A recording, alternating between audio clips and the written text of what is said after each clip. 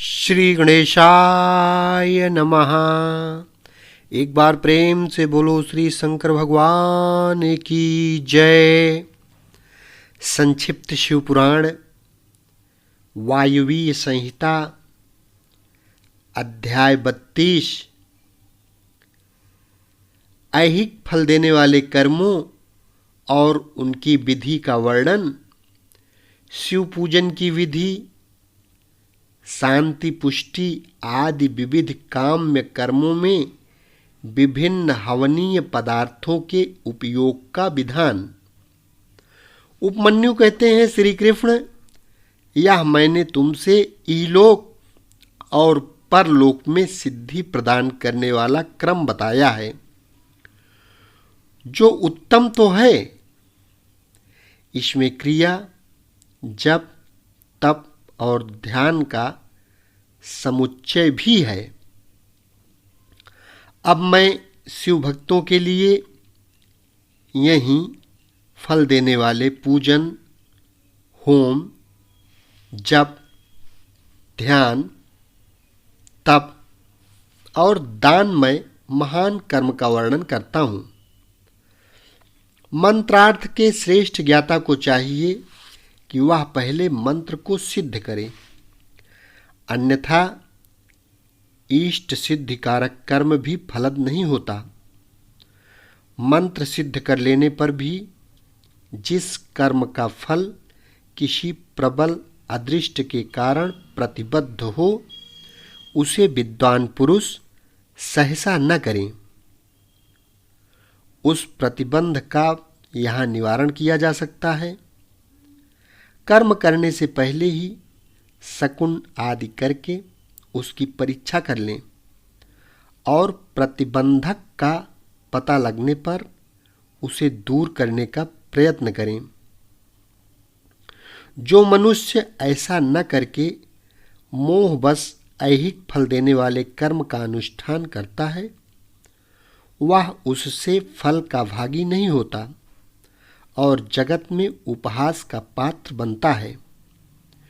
जिस पुरुष को विश्वास न हो, वह ऐहिक फल देने वाले कर्म का अनुष्ठान कभी न करे, क्योंकि उसके मन में श्रद्धा नहीं रहती और श्रद्धाहीन पुरुष को उस कर्म का फल नहीं मिलता। किया गया कर्म निष्फल हो जाए तो भी उसमें देवता का कोई अपराध नहीं है, क्योंकि शास्त्रोक्त विधि से ठीक ठीक कर्म करने वाले पुरुषों को यही फल की प्राप्ति देखी जाती है। जिसने मंत्र को सिद्ध कर लिया है, प्रतिबंधक को दूर कर दिया है, मंत्र पर विश्वास रखता है और मन में श्रद्धा से युक्त है, वह साधक कर्म करने पर उसके फल को अवश्य पाता है। उस कर्म के फल की प्राप्ति के लिए ब्रह्मचर्य परायण होना चाहिए। रात में हविष्य भोजन करें, खीर या फल खाकर रहें। हिंसा आदि जो निषिद्ध कर्म हैं, उन्हें मन से भी न करें। सदा अपने शरीर में भस्म लगाएं, सुंदर पवित्र वेशभूषा धारण करें और पवित्र रहें। इस प्रकार आचारवान होकर अपने अनुकूल शुभ दिन में पुष्पमाला आदि से अलंकृत पूर्वोक्त लक्षण वाले स्थान में एक हाथ भूमि को गोबर से लीपकर वहाँ बिछे हुए भद्रासन पर कमल अंकित करें।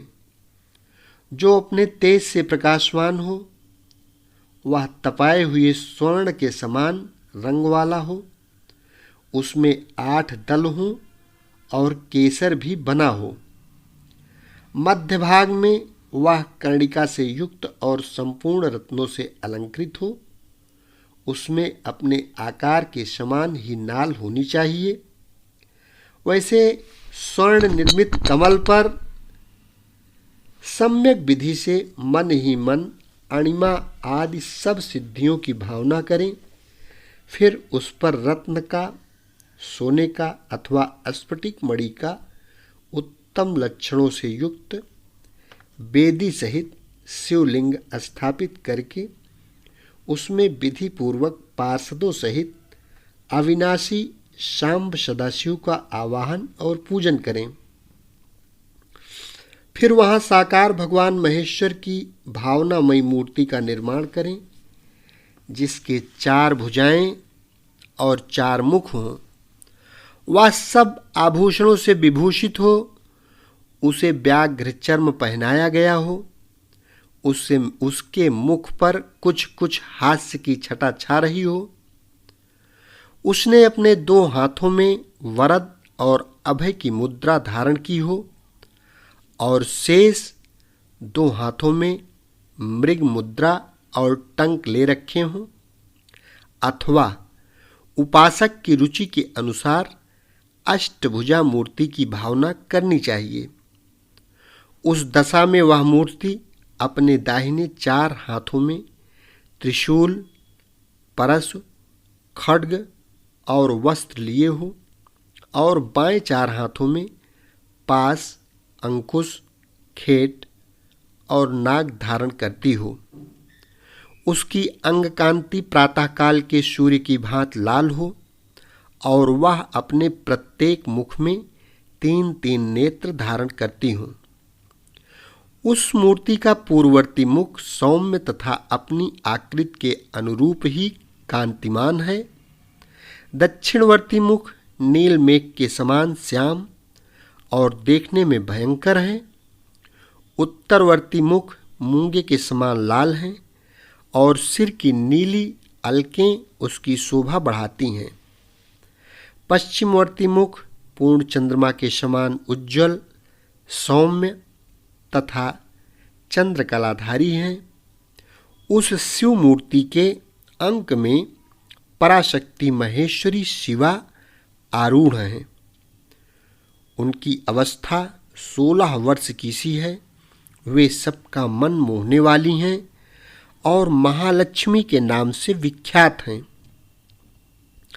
इस प्रकार भावनामयी मूर्ति का निर्माण और सकलीकरण करके उनमें मूर्तिमान परम कारण शिव का आवाहन और पूजन करें। वहां स्नान कराने के लिए कपिला गाय के पंचगव्य और पंचामृत का संग्रह करें। विशेषतः चूर्ण और बीज को भी एकत्र करें। फिर पूर्व दिशा में मंडल बनाकर उसे रत्न चूर्ण आदि से अलंकृत करके कमल की कर्णिका में ईशान कलश की स्थापना करें। तत्पश्चात उसके चारों ओर सद्योजात आदि मूर्तियों के कलशों की स्थापना करें। इसके बाद पूर्व आदि 8 दिशाओं में क्रमशः विद्येश्वर के 8 कलशों की स्थापना करके उन सब को तीर्थ के जल से भर दें और कंठ में सूत लपेट दें। फिर उनके भीतर पवित्र द्रव्य छोड़कर मंत्र और विधि के साथ साड़ी या धोती आदि वस्त्र से उन सब कलशों को चारों ओर से आच्छादित कर दें। तदनंतर मंत्रोच्चारण पूर्वक उन सब में मंत्र न्यास करके स्नान का समय आने पर सब प्रकार के मांगलिक शब्दों और वाद्यों के साथ पंचगव्य आदि के द्वारा परमेश्वर शिव को स्नान कराएं। कुशोदक, स्वर्णोदक और रत्नोदक आदि को, जो गंध, पुष्प आदि से वासित और मंत्र सिद्ध हों, क्रमशः ले लेकर मंत्रोच्चारण पूर्वक उन के द्वारा महेश्वर को नहलाएं। फिर गंध, पुष्प और दीप आदि निवेदन करके पूजा कर्म संपन्न करें। आलेपन या उबटन कम से कम 1 पल और अधिक से अधिक 11 पल हों। सुंदर, सुवर्णमय और रत्नमय पुष्प अर्पित करें। सुगंधित नीलकमल, नीलकुमुद, अनेक शाह बिल्वपत्र, लाल कमल और श्वेत कमल भी शंभू को चढ़ाएं। काला गुरु के धूप को कपूर, घी और गुग्गुल से युक्त करके निवेदन करें। कपिला गाय के घी से युक्त दीपक में कपूर की बत्ती बनाकर रखें और उसे जलाकर देवता के सम्मुख दिखाएं। ईशान आदि 5 ब्रह्म की 4 अंगों की और 5 आवरणों की पूजा करनी चाहिए। दूध में तैयार किया हुआ पदार्थ नैवेद्य के रूप में निवेदनीय है। गुड़ और घी से युक्त महाचरु का भी भोग लगाना चाहिए। पाटल, उत्पल और कमल आदि से सुवासित जल पीने के लिए देना चाहिए। 5 प्रकार की सुगंधों से युक्त तथा अच्छी तरह लगाया हुआ तांबूल मुख शुद्धि के लिए अर्पित करना चाहिए। सुवर्ण और रत्नों के बने हुए आभूषण, नाना प्रकार के रंग वाले नूतन महीन वस्त्र जो दर्शनीय हों, इष्ट देव को देने चाहिए। उस समय गीत, वाद्य और कीर्तन आदि भी करने चाहिए। मूल मंत्र का 1 लाख जप करना चाहिए। पूजा कम से कम 1 बार नहीं तो 2 या 3 बार करनी चाहिए, क्योंकि अधिक का अधिक फल होता है। होम सामग्री के लिए जितने द्रव्य हों उनमें से प्रत्येक द्रव्य की कम से कम 10 और अधिक से अधिक 100 आहुतियाँ देनी चाहिए। मारण और उच्चाटन आदि में शिव के घोर रूप का चिंतन करना चाहिए। शांति कर्म या पौष्टिक कर्म करते समय शिवलिंग में, शिवाग्नि में तथा अन्य प्रतिमाओं में शिव के सौम्य रूप का ध्यान करना चाहिए। मारण आदि कर्मों में लोहे के बने हुए श्रुक और श्रुआ का उपयोग करना चाहिए। अन्य शांति आदि कर्मों में श्रुक और श्रुआ बनवाने चाहिए। मृत्यु पर विजय पाने के लिए घी, दूध में मिलाई हुई दूर्वा से, मधु से, घृत युक्त चरु से अथवा केवल दूध से भी हवन करना चाहिए तथा रोगों की शांति के लिए तिलों की आहुति देनी चाहिए। समृद्धि की इच्छा रखने वाला पुरुष महान दारिद्र्य की शांति के लिए घी, दूध अथवा केवल कमल के फूलों से होम करे। वशीकरण का इच्छुक पुरुष घृत युक्त जाति पुष्प, चमेली या मालती के फूल से हवन करे। द्विज को चाहिए कि वह घृत और करवीर पुष्पों से आहुति देकर आकर्षण का प्रयोग सफल करे। तेल की आहुति से उच्चाटन और मधु की आहुति से स्तंभन कर्म करें। सरसों की आहुति से भी स्तंभन किया जाता है। बड़ के बीज और तिल की आहुति द्वारा मारण और उच्चाटन करें। नारियल के तेल की आहुति देकर विद्वेषण कर्म करें।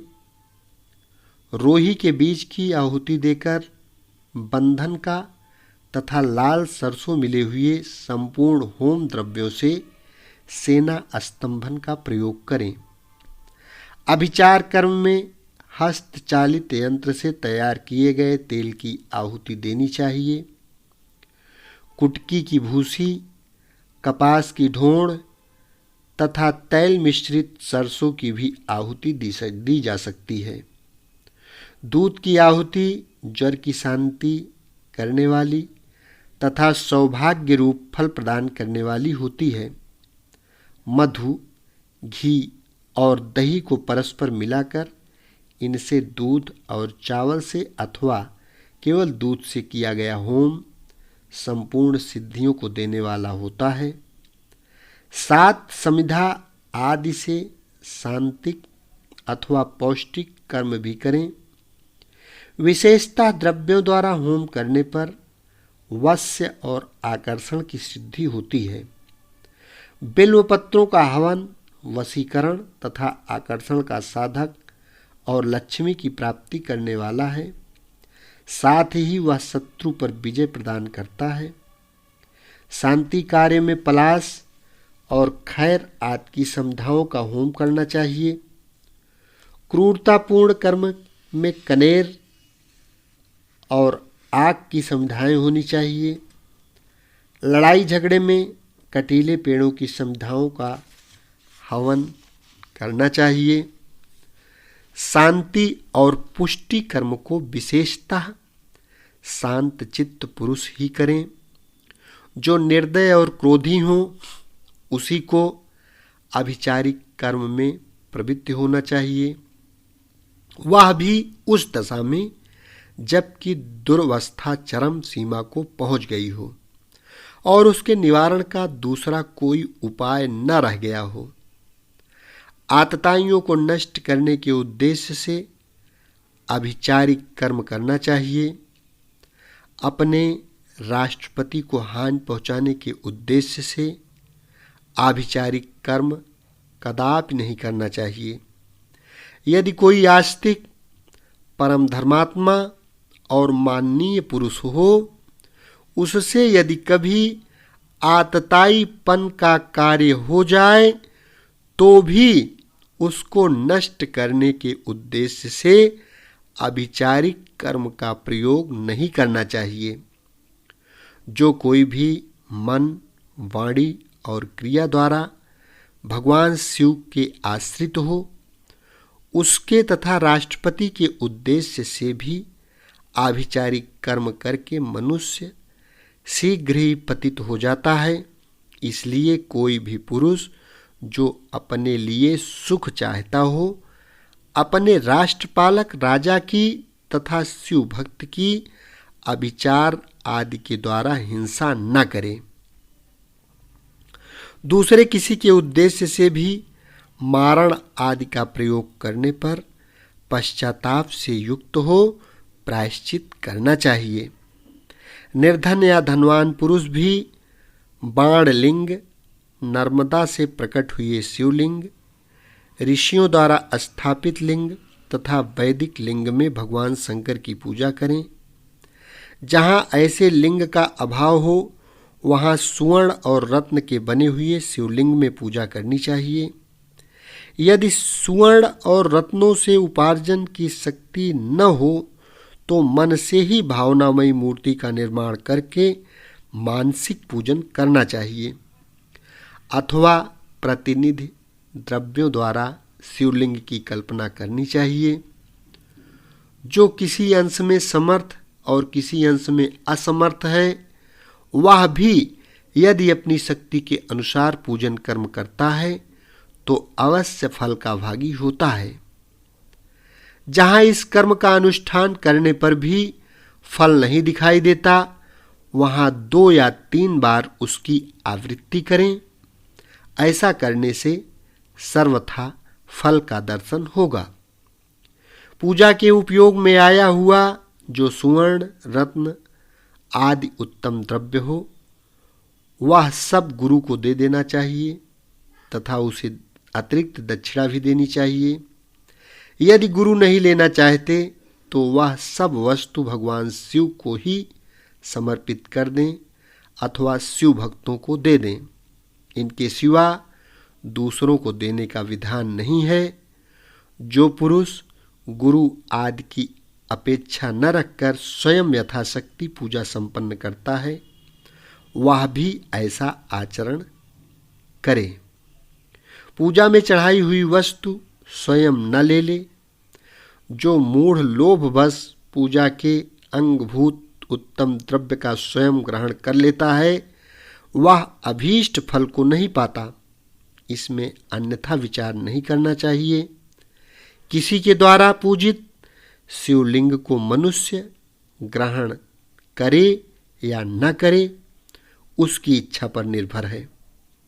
यदि ले ले तो स्वयं नित्य उसकी पूजा करे अथवा उसकी प्रेरणा से दूसरा कोई पूजा करे। जो पुरुष इस कर्म का शास्त्रीय विधि के अनुसार ही निरंतर अनुष्ठान करता है, वह फल पाने से कभी वंचित नहीं रहता। इससे बढ़कर प्रशंसा की बात और क्या हो सकती है। तथापि मैं संक्षेप से कर्मजनित उत्तम सिद्धि की महिमा का वर्णन करता हूँ। इससे शत्रुओं अथवा अनेक प्रकार की व्याधियों का शिकार होकर और मौत के मुंह में पड़कर भी मनुष्य बिना किसी विघ्न बाधा के मुक्त हो जाता है। अत्यंत कृपण भी, उदार और निर्धन भी कुबेर के समान हो जाता है। कुरूप भी कामदेव के समान सुंदर और बूढ़ा भी जवान हो जाता है। शत्रु क्षण भर में मित्र और विरोधी भी किंकर हो जाता है। अमृत विष के समान और विष भी अमृत के समान हो जाता है। समुद्र भी स्थल और स्थल भी समुद्रवत हो जाता है। गड्ढा पहाड़ जैसा ऊंचा और पर्वत भी गड्ढे के समान हो जाता है। अग्नि सरोवर के समान शीतल और सरोवर भी अग्नि के समान दाहक बन जाता है।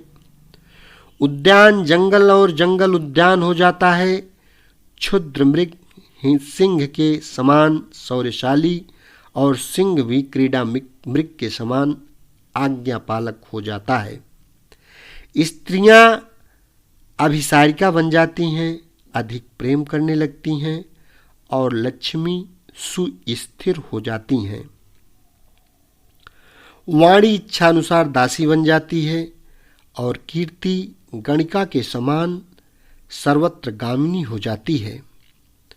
बुद्धि स्वेच्छानुसार विचरने वाली और मन हीरे को छेदने वाली सुई के समान सूक्ष्म हो जाता है। शक्ति आंधी के समान प्रबल हो जाती है और बल मत्त गजराज के समान पराक्रमशाली होता है। शत्रु पक्ष के उद्योग और कार्य स्तंभ हो जाते हैं तथा शत्रुओं के समस्त सुहृदगण उनके लिए शत्रु पक्ष के समान हो जाते हैं। शत्रु बंधु बांधवों सहित जीते जी मुर्दे के समान हो जाते हैं और सिद्ध पुरुष स्वयं आपत्ति में पड़कर भी अरिष्ट रहित संकट मुक्त हो जाता है। अमृत सा प्राप्त कर लेता है। उसका खाया हुआ अपथ्य भी उसके लिए सदा रसायन का काम देता है। रति का सेवन करने पर भी वह नया सा ही बना रहता है। भविष्य आदि की सारी बातें उसे हाथ पर रखे हुए आंवले के समान प्रत्यक्ष दिखाई देती हैं। अणिमा आदि सिद्धियां भी इच्छा करते ही फल देने लगती हैं। इस विषय में बहुत कहने से क्या लाभ। इस कर्म का संपादन कर लेने पर संपूर्ण कामार्थ सिद्धियों में कोई भी वस्तु ऐसी नहीं रहती जो अलभ्य हो। अध्याय 32 संपन्न हुआ। ओम नमः शिवाय। शेष अगले भाग में।